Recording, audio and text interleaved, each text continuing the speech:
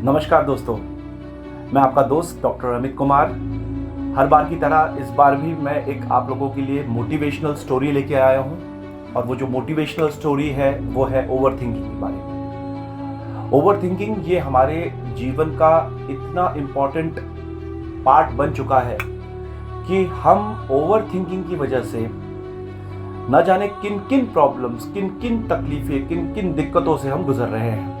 आज हम स्टूडेंट्स में देखते हैं ओवर थिंकिंग बहुत बड़े पैमाने पे बढ़ गई है। अगर हम स्टूडेंट्स की बात करें तो आज 10th 12th के बच्चे जो है वो ओवर थिंकिंग की वजह से वो गलत कामों में या गलत करने में लिप्त हो गए हैं। कुछ बच्चे तो आत्महत्या तक करने के लिए आगे पीछे नहीं देखते हैं। ओवर थिंकिंग इन लोगों के लिए श्राप बन चुका है।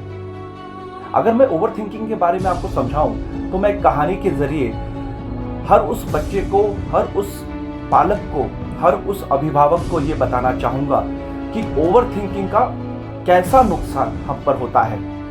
ये कहानी एक ऐसे जगह की है जहां एक आदमी जो था वो बहुत ओवर थिंकिंग करता था। उसे अगर कोई कुछ कह देता तो उस बात को लेके वो दिन भर बैठा रहता, दिन भर सोचता रहता, दिन भर सोचता रहता कि मुझे उसने ऐसा क्यों कह दिया। फिर वो अपने दिमाग में उसके बारे में गलत विचार और उसे मारने पीटने के ख्याली पुलाव पकाते रहता था कि अब उसको मैं मार दूंगा, उसने मुझे ऐसा क्यों कहा, इस तरह से क्यों कहा। उसके इस ओवर थिंकिंग की वजह से, ज़्यादा सोचने की वजह से उसकी जो स्थिति थी, उसकी जो मानसिक स्थिति थी, मानसिक संतुलन जो था वो बहुत दिन प्रतिदिन खराब होने लगा। उसकी तकलीफ इतनी बढ़ गई कि उसे रातों में नींद आना खत्म हो गई, क्योंकि वो बार बार इसी ओवर थिंकिंग के बारे में सोच रहा था कि उसने मुझे ऐसा कहा। और उसने हर तरह की कोशिश की कि वो ओवर थिंकिंग को अपने दिमाग से हटा पाए, किंतु वो ऐसा करने में असमर्थ रहा। एक दिन उसके गांव के किसी बुजुर्ग व्यक्ति ने उन्होंने एक मठ में जाने के लिए कहा, जहां एक सन्यासी बाबा थे जिनके बारे में ऐसा प्रचलन था कि वो जिन लोगों को ऐसी कोई समस्याएं हैं उन समस्याओं का निदान वो करते हैं। उन्होंने उसे एक सलाह दी कि आप उनसे जाके मिलिए और अपनी समस्या के बारे में बताइए। वो जाता है और जब वो जाता है उस सन्यासी से मिलने, तो वो सन्यासी उसको देखकर अपनी गुफा में चला जाता है। वो बड़ा ही आश्चर्यचकित होता है कि मैं आया और वो मुझे देखकर वापस चले गए। लेकिन कुछ देर बाद वो अपने हाथ में एक गिलास पानी का लेकर आते हैं। अब वो सन्यासी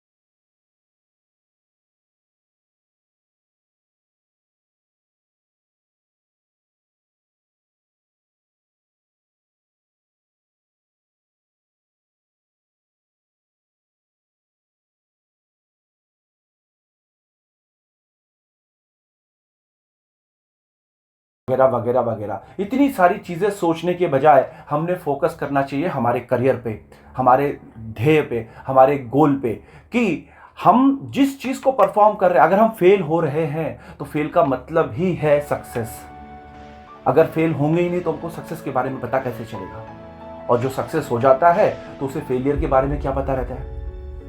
इसीलिए अगर फेल होते हैं तो उससे आप चीजें सीखिए और सीखकर उसमें जो आप उसमें बदलाव कर सकते हैं उन बदलावों को कीजिए, न कि उस उस फेलियर को लेके आप उसके वजह से एक डिप्रेशन में चले जाएं। तो मैं सभी अभिभावक और सारे बच्चों से ये निवेदन करता हूं कि उन्होंने सिर्फ और सिर्फ अपने लक्ष्य और अपने गोल पर फोकस करना चाहिए और अपने गोल तक जब तक ना पहुंचे तब तक उस गोल के ऊपर में हमने हिट करते रहना चाहिए, ना कि ऐसी चीजों को फोकस करना चाहिए जिसमें हमें कोई भी रिजल्ट ना मिले। तो आज के लिए मेरा वीडियो यही था। अगले दिन हम मिलेंगे किसी और वीडियो के साथ। तब तक के लिए बाय बाय।